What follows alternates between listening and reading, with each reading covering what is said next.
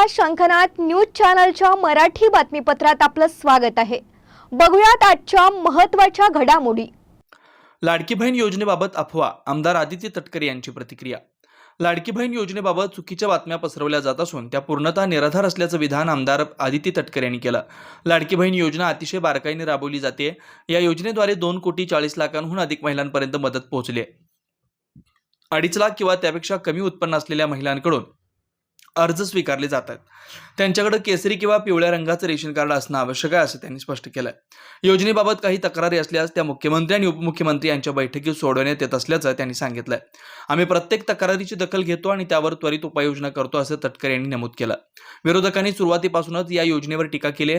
आदिती तटकरे म्हणाल्या, त्यांनी जाहीरनाम्यात महिलांना 3,000 रुपयांचं आश्वासन दिलं होतं, मात्र महिलांनी त्यांना ओळखलं आणि तिन्ही भावांना निवडून दिलं।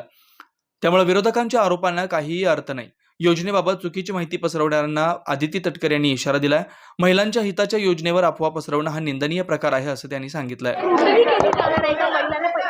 नाही, खरं तर अशा पद्धतीच्या चुकीच्या पद्धतीनं बातम्या काही वर्तमानपत्रामध्ये आलेल्या आहेत। माझ्याही नावाचं त्याच्यामध्ये कोट करण्यात आलेलं आहे। मी खरं तर सकाळी वाचल्यानंतर मलाही आश्चर्य झालं, कारण जी इंटरव्ह्यू मी कधी दिलीच नाही आणि जो संवाद कधी अशा पद्धतीनं औपचारिक झालाच नाही, त्याच्यामध्ये अशा पद्धतीनं एका वर्तमानपत्राने ती चुकीची बातमी दिलेली आहे। लाडकी बहीण योजना अतिशय बारकाईनं आम्ही राबवलेली आहे। साधारणपणे 2,40,00,000 पेक्षा अधिक महिलांपर्यंत आज ह्या योजनेचा लाभ पोहोचत आहे आणि ही योजना सुरू झाल्यापासून त्याची चांगल्या पद्धतीनं स्क्रुटिनी करणं, 2.5 लाखापेक्षा कमी उत्पन्न असणारे, 1 लाखापेक्षा कमी उत्पन्न असणाऱ्या माता भगिनींचे फॉर्म भरून घेणं, ते ऑनलाईन करणं, आधार सीडिंग करणं, अशा पद्धतीनं ते केलं गेलेलं आहे।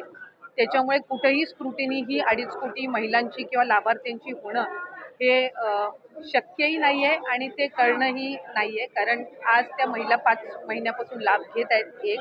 आणि दुसरी गोष्ट म्हणजे कोणाची जर तक्रार त्या संदर्भामध्ये पुढं मागं कधीही, म्हणजे आज मी आमदार म्हणून आपल्या सर्वांसोबत संवाद साधत आहे, मंत्री म्हणून मी त्या विभागाचं काम केलेलं आहे, पुढं मागं कधीही त्या संदर्भातली कुठली स्पेसिफिक तक्रार जर आली तर त्या संदर्भातला जो काही तेवढ्या पुरतची स्क्रुटिनी करण्याचा, म्हणजे उदाहरणार्थ एखाद्या XYZ जिल्ह्यातल्या 100 लाभार्थ्यांबद्दल जर तक्रार झाली तर त्या 100 लाभार्थ्यांपुरतची चौकशी करायची किंवा नाही हा सुद्धा, किंवा स्क्रुटिनी करायची किंवा नाही हा सुद्धा निर्णय हा शासन जर तशा पद्धतीचं कधी काही घडलं किंवा आलं तर त्या संदर्भामध्ये घेण्यात येईल। कुठेही स्क्रुटिनीचा विषय येत नाही। लाभार्थ्यांना त्यांच्या जो काही लाभाचं वाटप आहे किंवा DBT आहे, हे ज्या वेळेला राज्याचे मुख्यमंत्री देवेंद्रजी फडणवीस साहेब, उपमुख्यमंत्री एकनाथजी शिंदे साहेब आणि उपमुख्यमंत्री अजितदादा यांच्या मंत्रिमंडळामध्ये किंवा मीटिंगमध्ये ज्या वेळेला तशा पद्धतीच्या सूचना दिल्या जातील, त्या पद्धतीनं पुढचं DBT हे निश्चितपणाने होईल। काही तक्रारी आतापर्यंत आल्या आहेत का, की निकषाबाहेर काही लाभार्थी आहेत या संदर्भात? मी माझ्या कार्यकाळामध्ये तर तशा पद्धतीची एकही तक्रार कधी आलेली नाही। आत्ता आचारसंहितेच्या या मधल्या 1.5 महिन्याच्या 2 महिन्याच्या कालावधीत काही आल्या असतील तर त्या संदर्भातली मला काही माहिती नाही आहे, पण तक्रारी आल्या तर त्याचं कशा पद्धतीने त्या स्क्रुटिनाइज करायच्या याचा निर्णय जो आहे ते शासन आणि जे संबंधित विभाग आहे ते त्या पद्धतीनं करतील। पण अशा पद्धतीची तक्रार ही कुठंही विभागाकडे मी त्या ठिकाणी पदावर असताना तरी प्राप्त झाली नव्हती। नाही, ह्या ज्या सगळ्या आहेत या अफवा पसरवल्या जात आहेत। शेवटी कुठले निकष कशा पद्धतीनं लावले जातील, कशा पद्धतीनं बदलले जातील, कशा पद्धतीनं कुठली जर एखादी तक्रार आली तर त्या संदर्भातली कशी स्क्रुटिनी केली जाईल हा निर्णय शासनाचा आणि विभागाचा राहतो। त्याच्यामुळे अद्याप तरी त्या संदर्भामध्ये कुठेही चर्चा नाही, अद्याप त्या संदर्भामध्ये कुठेही चौकशी किंवा कुठेही त्या संदर्भातली कारवाईचा विषय झालेला आहे। एका घरातल्या 2 बायकांनाच फक्त लाभ मिळू शकतो अशा संदर्भातला नियम?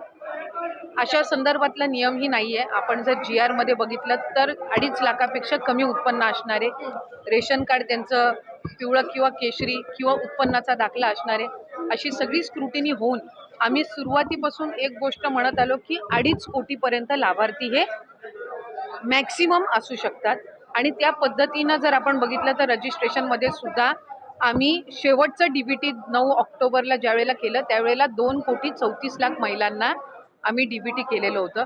म्हणजे साधारणपणे त्या आकड्याच्या आपण जवळपास आहोत। त्यामुळे त्या पद्धतीनं आपण हे केलेलं आहे. मला वाटते मुख्यमंत्री महोदयांनी ज्यावेळेला शपथ घेतली त्या दिवशी सुद्धा पत्रकारांसोबत संवाद साधताना काही वर्तमानपत्र आणि पत्रकारांनी त्या संदर्भातली त्यांना विचारणा करण्यात आली. त्यावेळेला त्यांनी हेच सांगितलं की जे बजेट सेशन होईल, पुढचं बजेट सेशन होईल, त्यामध्ये जे 2100चा लाभ हा महिलांना आम्ही आमच्या मॅनिफेस्टोमध्ये कबूल केलेला आहे, त्या संदर्भातली जी काही योग्य ती घोषणा आहे ती केली जाईल. आत्ता 1500चा लाभ आहे आणि जे लाभार्थी आहेत, जे व्हेरीफाईड झालेले आहेत, ज्यांना गेल्या महिन्यांपासून लाभ मिळत आहे, त्या पद्धतीनं त्यांना मिळत आहे. एकूणच या योजनेसंदर्भात विरोधक आता पुन्हा एकदा आक्रमक होताना बघायला मिळतात, टीका टिप्पणी करताना बघतायत की आता निवडणुका झाल्यात, आता या संदर्भात अनेक खरं तर नियम जे आहेत ते लागू करण्यात येतील अशा संदर्भातले आरोपही होतात. एक तर विरोधकांनी सुरुवातीपासूनच या योजनेवर टीका केली. ज्या वेळेला 28 जून रोजी ही योजना जाहीर झाली त्यावेळेला सुद्धा त्याच्यावर टीका करण्यात आली. स्वतः त्या योजनेवर टीका केली की 1500 दिल्यावर मग राज्याचं काय होणार, राज्य खपाट्याला जाईल, आर्थिक व्यवस्था बिघडेल. आणि त्यांच्या मॅनिफेस्टोमध्ये निवडणुकीला ते 3000 महिलांना देणार दर महिन्याला, अशा पद्धतीची खोटी घोषणा करण्यात आली.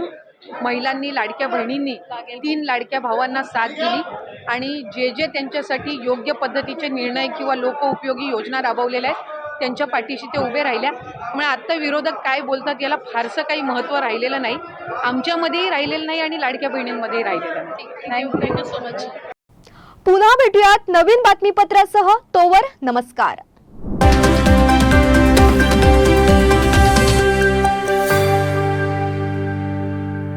क्या आप भी चाहते हैं जटिल रोगों पर विशेष रूप से आयुर्वेदिक उपचार? तो मिलिए 77 वर्षों से आयुर्वेद सेवा में लगी हुई शिवशंकर आयुर्वेदिक एजेंसी। अनुभवी वैद्य डॉक्टर, सभी प्रसिद्ध कंपनियों की दवाइयाँ और सभी प्रकार की जड़ी बूटियों और रोग प्रतिकारक शक्ति बढ़ाने के लिए कई प्रकार की दवाइयाँ प्राप्त करने का एकमात्र विश्वसनीय स्थान। हमारे यहाँ सभी प्रतिष्ठित कंपनियों की दवाइयाँ उपलब्ध है। समय सुबह 10 बजे से रात 9 बजे तक, तो फिर इंतजार किस बात का। महाजन मार्केट के पास, टेम्पल बाजार रोड, सीताबर्डी, नागपुर। 8605245080 9112079000।